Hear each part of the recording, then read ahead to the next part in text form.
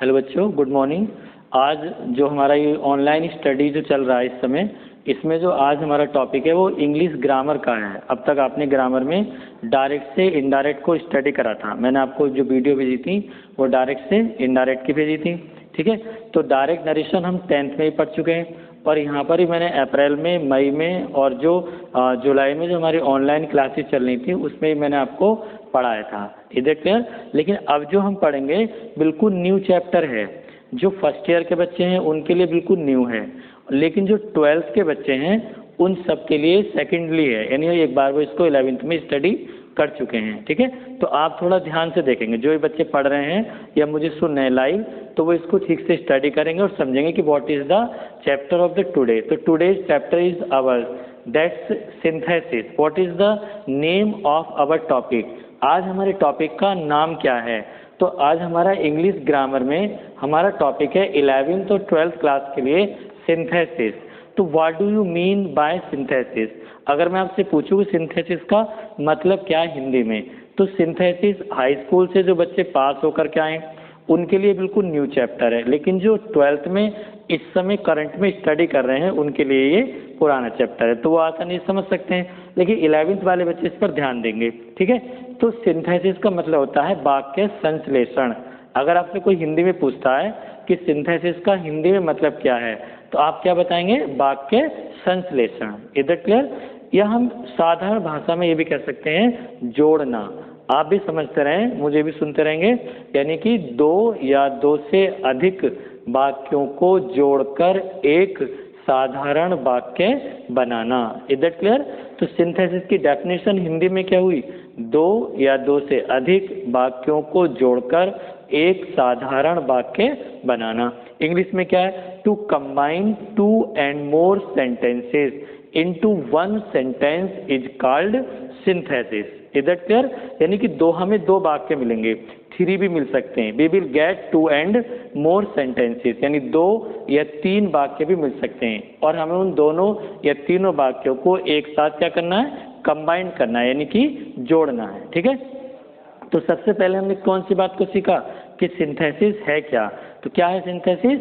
जोड़ना, यानी दो वाक्यों को जोड़कर एक वाक्य बनाना, ठीक है। तो अब मैं इसके काइंड्स आपको बता रहा हूँ कि इसके काइंड्स क्या होते हैं। आप बोर्ड पर देखते रहेंगे। तो सिंथेसिस का मतलब जोड़ना, यानी कि combination.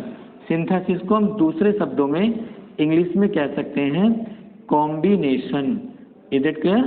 Combination of 2 and more sentence, यानी कि 2 या 2 से अधिक वाक्य, ठीक है। सिंथेसिस का मीन्स होता है यानी कि combination of 2 and more sentences। आप कॉम्बिनेशन वर्ड को याद रखेंगे कि व्हाट इज कॉम्बिनेशन। तो कॉम्बिनेशन का मतलब कहता है जोड़ना, कंबाइन करना किसी चीज को, ठीक। तो सिंथेसिस जो हमारा होता है वो 3 काइंड्स होता है। सबसे पहले नंबर पे हमारा आता है सिंपल सेंटेंस, ठीक है।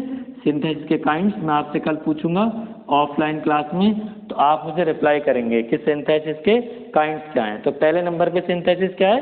Simple sentence. दूसरा हमारा होता है कंपाउंड सेंटेंस।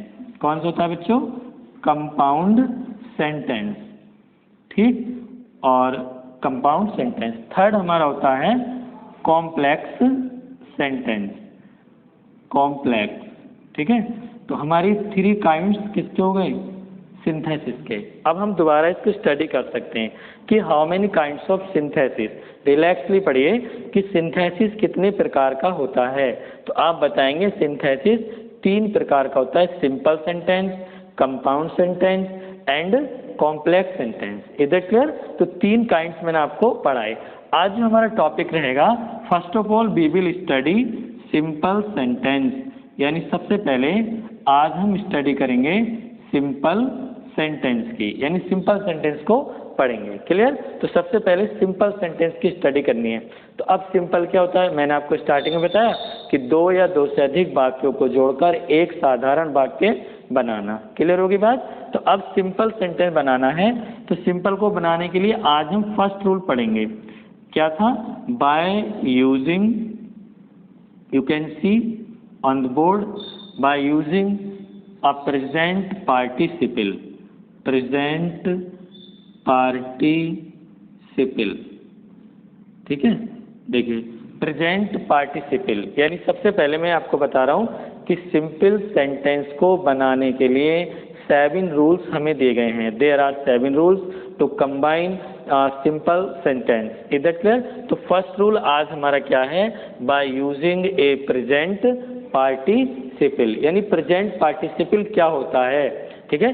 तो प्रेजेंट पार्टिसिपल हम किसे कहते हैं, ठीक, पहले हम इसको स्टडी करेंगे। प्रेजेंट पार्टिसिपल समझेंगे बच्चों, लिसन मी, कि प्रेजेंट पार्टिसिपल क्या है।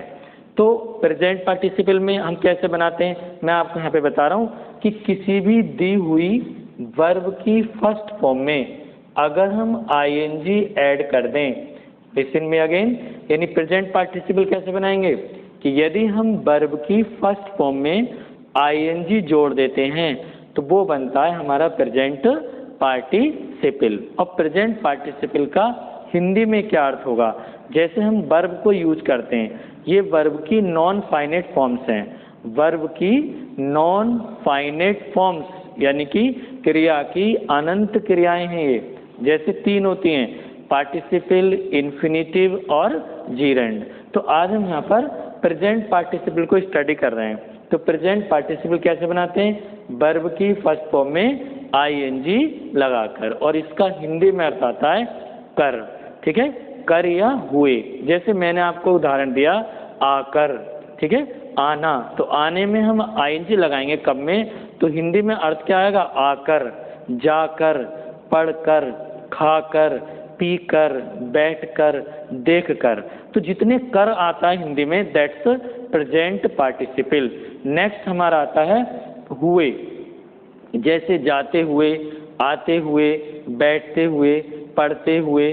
तो ये सब किसकी हिंदी निकल रही है, प्रेजेंट पार्टिसिपल की। तो अगर कहीं प्रेजेंट पार्टिसिपल आप यूज कर रहे हैं तो क्रिया की फर्स्ट फॉर्म में आईएनजी लगाएंगे तो उसका अर्थ आएगा कर में। अब मैं इसके रूल संक्षेप में आपको बता रहा हूँ, बाकी पीडीएफ में मिलेंगे। रूल क्या होंगे कि यदि जहाँ दोनों वाक्यों में वर्ब की सेकंड फॉर्म आती है, काम अधूरा होता है, तो पहले वाले वाक्य की वर्ब की फर्स्ट फॉर्म में आईएनजी लगाकर सबसे पहले लिखते हैं। क्लियर। जैसे आप यहाँ देख सकते हैं, मैंने यहाँ पर एक सेंटेंस लिखा है, देखिए सबसे पहला सेंटेंस क्या है, राम, आप फॉलो करेंगे, Ram saw a danger.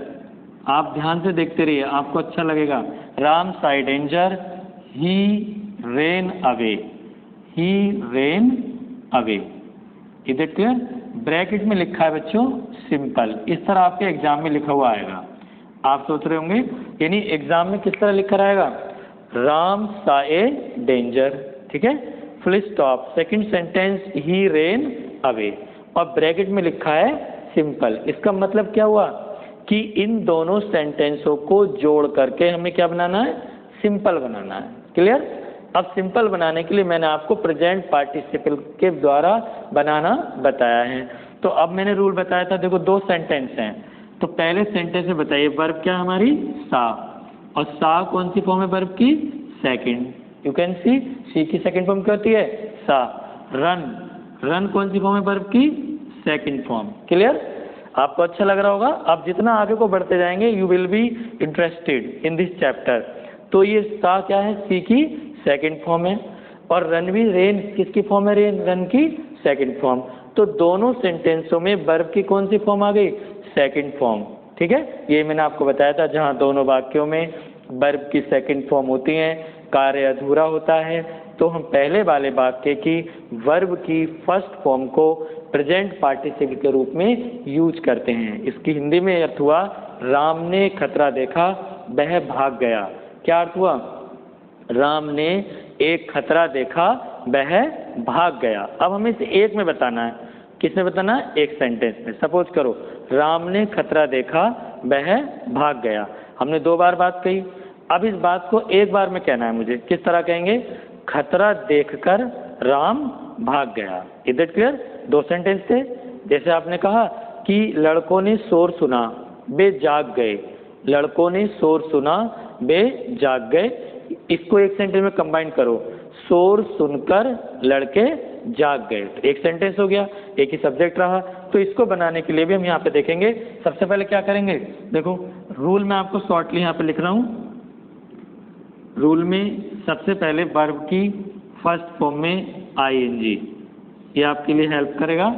After that object, next subject, next verb, जो भी वर्ब आपकी बचती है, एंड अब क्या आएगा, अदर्स। अदर्स मतलब जो सेंटेंस में पार्ट रह जाता है। इस रूल को फॉलो करिए। कुछ बच्चे ध्यान से पढ़ रहे हैं, कुछ केवल टाइम काट रहे होंगे कि अभी कितनी देर और ये वीडियो चलेगी। तो वर्ब की फर्स्ट फॉर्म में आईएनजी, इस रूल को फॉलो करो। वर्ब की फर्स्ट फॉर्म में I N G plus object plus subject plus verb plus others, ये शॉर्ट स्ट्रक्चर है। अब देखो हमारे पास दो वर्ब थी, सा और रेन। तो हमें रूल बताया था कि पहले वाले सेंटेंस की वर्ब की फर्स्ट फॉर्म में आईएनजी लगाकर सबसे पहले लिखेंगे। तो हमारे पास वर्ब क्या है, सा। तो सा की फर्स्ट फॉर्म क्या होती है, सी। ठीक है, सी में मैंने आईएनजी लगा दिया, सीइंग क्या हो गया, seeing. This is present participle. अब क्या लिखना है हमें, ऑब्जेक्ट। ऑब्जेक्ट क्या हमारा, ए डेंजर। तो seeing a danger, is it clear. ये ऑब्जेक्ट आ गया, देखिए कितना आसान है। पहले वर्ब की फर्स्ट फॉर्म, फिर ऑब्जेक्ट, अब सब्जेक्ट रिमेन रह गया। सब्जेक्ट क्या हमारे पास, राम। दो सब्जेक्ट हैं, इधर ही है इधर राम है, लेकिन ही किसके लिए यूज हुआ है बच्चों, राम के लिए। राम थर्ड पर्सन है, तो सीइंग अ डेंजर, सब्जेक्ट बताओ क्या है, राम। ठीक है, मेन सब्जेक्ट आएगा। अब क्या लिखना हमें, वर्ब। क्योंकि ये वाली वर्ब तो हमने पार्टिसिपल बना दी, अब हमारे पास क्या वर्ब बची, रेन।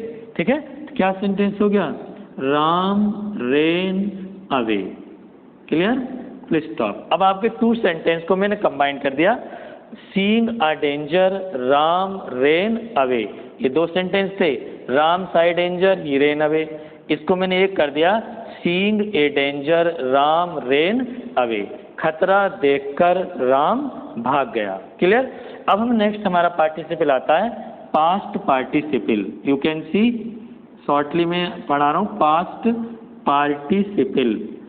पार्टिसिपल ये कैसे बनता है बच्चों, पास्ट पार्टिसिपल। अगर कहीं पर वॉज आता है, क्या आता है, वॉज या वर्ब, वर आता है कहीं पर, और उनके साथ दिया होता है एडजेक्टिव। अभी मैं आपको डिस्क्राइब करूंगा एडजेक्टिव। क्लियर। देखिए, यानी पास्ट पार्टिसिपल कैसे बनाते हैं, जैसे मैंने बताया था, प्रेजेंट पार्टिसिपल वर्ब की फर्स्ट फॉर्म में आईएनजी लगाकर बनाते हैं। क्लियर। अब आपके मन में सवाल आ रहा होगा, सर पास्ट पार्टिसिपल कैसे बनाते हैं। तो जहां पर पहले वाक्य में वॉज या वर के साथ कोई एडजेक्टिव यानी विशेषण दिया होता है, तब वहां पर हम वाज वर्ब को किस में चेंज कर देंगे, बीइंग में। किस में चेंज करते हैं, बीइंग। देखिए यहाँ पर वॉज वर्ब का क्या हो जाएगा, बीइंग हो जाएगा बच्चों। क्या हो जाएगा, बीइंग।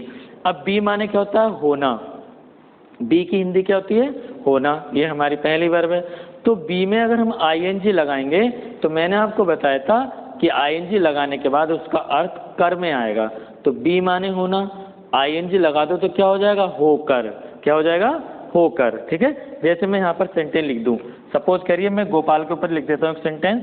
फर्स्ट ऑफ ऑल देखिए, गोपाल आप सब जानते हुए अच्छे से, Gopal was tired of play. Tired of play,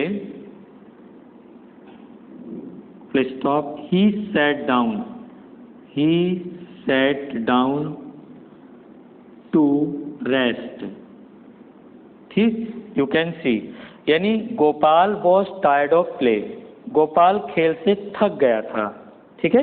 he sat down to rest, वह आराम के लिए बैठ गया। अभी मैंने आपको क्या रूल बताया था कि जहां पहले सेंटेंस में वॉज और वर के साथ कोई एडजेक्टिव दिया हो, आप में से अगर कोई बच्चा इंटेलिजेंट होगा तो वो नोटिस कर रहा होगा कि यहाँ पर टायर्ड क्या है, एडजेक्टिव है। टायर्ड माने थका हुआ। क्लियर हो गया। तो गोपाल कैसा था, थका हुआ। ठीक। तो अब देखो दो सब्जेक्ट हैं, इधर गोपाल है और इधर ही है। तो ही किसके लिए यूज हुआ, ये गोपाल के लिए। तो यहाँ पहले सेंटेंस में सेकंड फॉर्म थी दोनों तरफ, और इसमें क्या है, पहले सेंटेंस से बाद। तो आप केवल इतना याद करिए कि जहाँ पहले सेंटेंस में वाज या वर के साथ कोई एडजेक्टिव दिया होता है तो वाज वर को हम बीइंग में चेंज करके सबसे पहले लिखते हैं। रूल हमारा यही रहेगा। क्या आ जाएगा वाज वर का, देखें बीइंग, ठीक है। अब एडजेक्टिव क्या है हमारे पास बच्चों, tired, being tired of play, being tired of play. अब इतना हमारा हो गया। ऊपर आपके पास रूल लिखा प्लस वाला, आईएनजी फॉर्म कब लगाएंगे, जब सेकंड फॉर्म आएंगी दोनों तरफ, और बीइंग कब करेंगे, जब पहले सेंटेंस में बाद या बर आएगा। तो being tired of play, subject क्या हमारे पास, गोपाल। अब वर्ब क्या बची हमारे पास, set down, set down to rest. Is it clear? देखिए अभी हमारा सेंटेंस हुआ being tired of play, Gopal set down to rest. खेल से थककर गोपाल आराम करने के लिए बैठ गया। अगर समझ में ना रहो, I can repeat for you कि पहले जब दोनों वर्ब सेकंड होती हैं तो आईएनजी फॉर्म लगा के सबसे पहले लिखते हैं, और अगर पहले सेंटेंस में वॉज वर्ब के साथ कोई एडजेक्टिव दिया होता है तो उस एडजेक्टिव के स्थान पर साथ में हम बीइंग रहने क्या लिखते हैं, बीइंग लिखते हैं। क्या लिखते हैं, बीइंग। बीइंग के साथ में फिर एडजेक्टिव आ गया टायर्ड, फिर बाकी हमारा सेंटेंस नेक्स्ट रहा। अब इसमें सेकंड कंडीशन हमारी क्या आती है, दूसरा सेंटेंस देखिए, आई फाउंड। अगर राइटिंग समझ में ना आ रहा है तो आप मेरी वॉइस तो सुन सकते हैं। I found my pen, you can see I found my pen, the pen was lost, the pen was lost।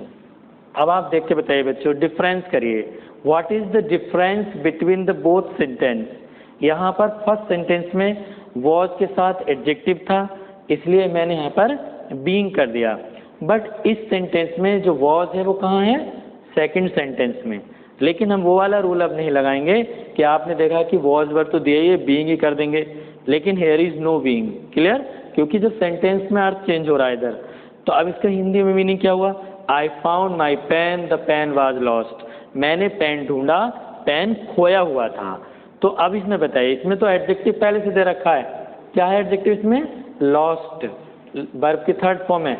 Lost means खोया हुआ, तो मैंने कैसा पेन ढूंढा, खोया हुआ। कैसे बना देंगे, इसमें हमें एडजेक्टिव पहले से दे रखा है, आई फाउंड माई पेन या I found my lost pen, I found my lost pen, मैंने अपना खोया हुआ पेन ढूंढ लिया। I found my lost pen, ये तो बहुत आसान हो गया। ऐसे आप दूसरा एग्जाम्पल सुन सकते हैं कि लोमड़ी ने अंगूर के कुछ गुच्छों को देखा। The fox saw some bunches of grapes, full stop, they were hanging from a vine, वे एक बेल से लटक रहे थे। एक सेंटेंस में करना है, कैसे करेंगे, the fox saw some bunches of grapes hanging from a vine, यानी एक लोमड़ी ने एक बेल से अंगूर के कुछ गुच्छों को लटके हुए देखा। या आप कह सकते हैं मैंने राम को देखा, राम रो रहा था, तो मैंने राम को रोते हुए देखा। ये सिंपल हो गया। क्लियर? मैंने हुए में बताया था। लास्ट हमारा पार्टिसिपल आता है अब इसमें, परफेक्ट पार्टिसिपल। कौन सा होगा बच्चों, परफेक्ट। ये क्लियर हो गया होगा, ठीक है। तो अब हम यहाँ पर परफेक्ट पार्टिसिपल को स्टडी करेंगे कि हमारा परफेक्ट पार्टिसिपल क्या है।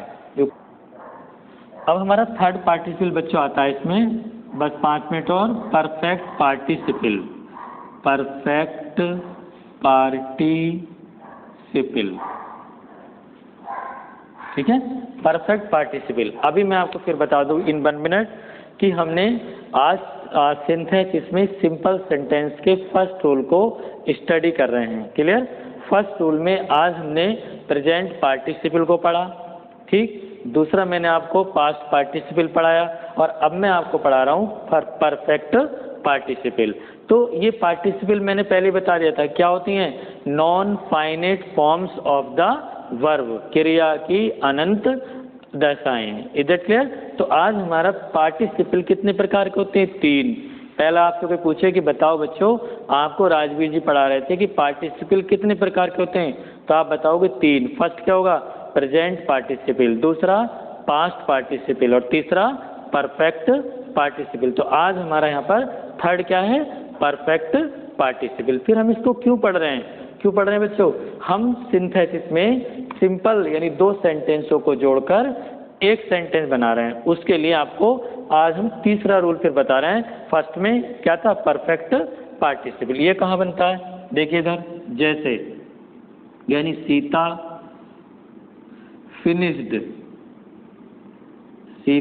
Finished her work stop she slept. ठीक, अब देखिए मैंने आपको बताया था कि जहाँ दोनों वाक्यों में वर्ब की सेकंड फॉर्म आती है, काम अधूरा रहता है तो प्रेजेंट पार्टिसिपल बनाते हैं। जहाँ पहले वाक्य में वॉज वर्ब के साथ एडजेक्टिव आता है वहाँ बीइंग लगाते हैं। फिर अब तीसरा है जहाँ दोनों वाक्यों में वर्ब की सेकंड फॉर्म आती हैं। ठीक है, देखिए यहाँ पर ये वर्ब की सेकंड फॉर्म है फिनिश्ड, यहाँ पे स्लीप की सेकंड फॉर्म है स्लेप्ट। जहाँ दोनों वाक्यों में वर्ब की सेकंड फॉर्म आती हैं और कार्य पूर्ण हो जाता है, the work has been finished, यानी काम खत्म हो जाए। अंतर तो करोगे भाई, एक तो मैंने प्रेजेंट पार्टिसिपल में भी यही बताया कि दोनों वाक्यों में वर्ब की कौन सी फॉर्म होती है? सेकंड। यही मैं आपको यहाँ बता रहा हूँ, लेकिन दोनों में क्या अंतर बताया? प्रेजेंट पार्टिसिपल में काम पूरा नहीं होता, लेकिन परफेक्ट का काम पूरा हो जाता है। परफेक्ट का मतलब ही क्या होता है? पूर्ण, जो अपने आप में परफेक्ट होता है। जैसे आप अच्छे विद्यार्थी होते हैं तो आपको हम कह देते हैं कि you are a perfect student, आप एक पूर्ण विद्यार्थी हैं। इधर क्लियर? पूर्ण विद्यार्थी का मतलब अच्छे विद्यार्थी हैं, आपको सब काम आता है ठीक से, तो आप परफेक्ट हैं। ठीक, तो परफेक्ट का पार्टिसिपल का प्रयोग वहाँ करेंगे जहाँ दोनों वाक्यों में वर्ब की सेकंड फॉर्म आती हैं और कार्य पूर्ण हो जाता है। You can C Sita finished her work, Sita ने अपना काम खत्म किया। सी स्लेप्ट, वह सो गई। तो इसमें कौन सा काम खत्म हुआ है? यहाँ पे आप देख सकते हैं काम खत्म हो गया, तभी तो सीता सोई। ठीक, तो आप क्या करेंगे, इसको कैसे बनाएंगे? देखो यहाँ पे हम बना देंगे हैविंग प्लस वर्ब की थर्ड फॉर्म। इसका सॉल्यूशन क्या होगा? हैविंग, ठीक है, देखिए अब यहाँ पर होगा हैविंग, अब थर्ड फॉर्म क्या थी? Finished, having finished her work, ठीक, Sita slept. You can see stop. Perfect participle कैसे बनाते हैं? हैविंग प्लस वर्ब की थर्ड फॉर्म। फिनिश की सेकंड फॉर्म भी फिनिश्ड होती है और थर्ड फॉर्म भी फिनिश्ड होती है। मैं आपको बता दूं, जहां दोनों वाक्यों में वर्ब की सेकंड फॉर्म आती हैं तो हम हैविंग प्लस मेन वर्ब की थर्ड फॉर्म, इसको नोट करना जब मैं बोल रहा हूँ अपनी कॉपी में, जब वीडियो देखेंगे, हैविंग प्लस वर्ब की थर्ड फॉर्म प्लस ऑब्जेक्ट, जो पहला रूल मैंने दिया प्रेजेंट पार्टिसिपल में, प्लस सब्जेक्ट, ऐसे अपनी कॉपी पे लिख लेते हैं बच्चे, सब्जेक्ट प्लस वर्ब और प्लस अदर्स। अब इसमें दूसरा आया, एक सेंटेंस लास्ट है, जैसे the boy was beaten by the teacher, the boy was beaten by the teacher, full stop, he went home, क्या हुआ देखिए यहाँ पे, full stop। देखिए सेंटेंस है बच्चों नेक्स्ट लास्ट में, the boy was beaten by the teacher, लड़का अध्यापक के द्वारा पीटा गया, he went home, वह घर चला गया। अब आप सारे सेंटेंस में डिफरेंस कर लें, you will make a difference, ठीक है, among all the sentence. First क्या था, जहां दोनों सेंटेंसों में वर्ब की सेकंड फॉर्म आए, काम अधूरा हो तो आईएनजी फॉर्म लगाइए, क्लियर। जहां पहले सेंटेंस में वॉज वर्ब के साथ एडजेक्टिव आएगा तो बीइंग लगाइए, क्लियर। थर्ड क्या था, जहां पर एडजेक्टिव पहले से दिया होता है तो उसको एडजेक्टिव को उसके साथ मैच कर देते हैं। नेक्स्ट क्या था, परफेक्ट पार्टिसिपल में कि जहां पर काम पूरा हो जाता है वहां हम पहले सेंटेंस में हैविंग प्लस, हैविंग की spelling HAVING, having plus verb की थर्ड फॉर्म पहले ही सेंटेंस की, फिर पहले ही सेंटेंस का ऑब्जेक्ट, फिर पहले ही सेंटेंस का सब्जेक्ट और फिर सेकंड सेंटेंस की वर्ब। यहाँ तक क्लियर हो गया। अब लास्ट में एक सेंटेंस है, the boy was beaten by the teacher. क्या नोटिस कर रहे हैं बच्चों यहाँ पर कि यहाँ पर जो बीटिन है वो कौन सी फॉर्म है वर्ब की, थर्ड फॉर्म, और वॉज लगा हुआ है तो ये क्या हो गया बताइए, पैसिव वॉइस हो गया। क्या हो गया ये, पैसिव। जो इंटेलिजेंट बच्चे होंगे वो जान रहे होंगे कि सर यहाँ पे बता रहे हैं लड़के को अध्यापक के द्वारा पीटा गया, तो काम किसी के द्वारा हुआ है, पैसिव हो गया, बाय के साथ वर्क की थर्ड फॉर्म है और वॉज है। तो जहाँ पर ऐसा हो पहले सेंटेंस में वॉज वर्क के साथ वर्ब की थर्ड फॉर्म आती हो, तो हम क्या करेंगे, फिर हम क्या करते हैं, हैविंग परफेक्ट पार्टिसिपल में ही सेकंड टाइप हैविंग बीन, बच्चों बीन और बढ़ा देंगे, हैविंग बीन, क्योंकि परफेक्ट का पैसिव जब बनाते हैं हैज बीन हैव बीन करते हैं, आपको याद आ गया होगा 10th का। तो ऐसे यहाँ पर हैविंग के साथ में बीन लगाएंगे। अब थर्ड फॉर्म इसमें दे रखी थी, क्या थी, बीटन, हैविंग बीन बीटन। अब आगे जो है वो लिख दीजिए, क्या था यहाँ पर, by the teacher, having been beaten by the teacher. कितना इजी हो गया। जब मैं पढ़ता था तो मेरे टीचर मुझे पढ़ाते थे तो मुझे समझ में नहीं आते थे, तो मैंने घर जाके खुद स्टडी करता था कि यहाँ पर बीन क्यों हुआ, इसमें हैविंग क्यों लगा, इसमें बीइंग क्यों लगा। तब मैं उसको खुद एनालिसिस करता था, एनालिसिस विश्लेषण करता था कि कैसे मुझे इसको हैंडल करना है। उस समय तो ट्यूशन भी नहीं होती थी, लेकिन अब तो फिर भी इतनी आपको सुविधा दी जाती है, फिर भी आप उसको हैंडल नहीं कर पाते हैं क्योंकि आप करना ही नहीं चाहते, you don't want to do anything, तो इसलिए आपको प्रॉब्लम का सामना करना पड़ता है। तो यहाँ पर हैविंग बीन क्यों आया, क्योंकि यहाँ वॉज के साथ वर्ब की थर्ड फॉर्म दे रखी है बीटन, तो बीटन ऐसे रहेगा, having been beaten by the teacher. Subject क्या आएगा बच्चों, वही सब्जेक्ट आएगा द बॉय।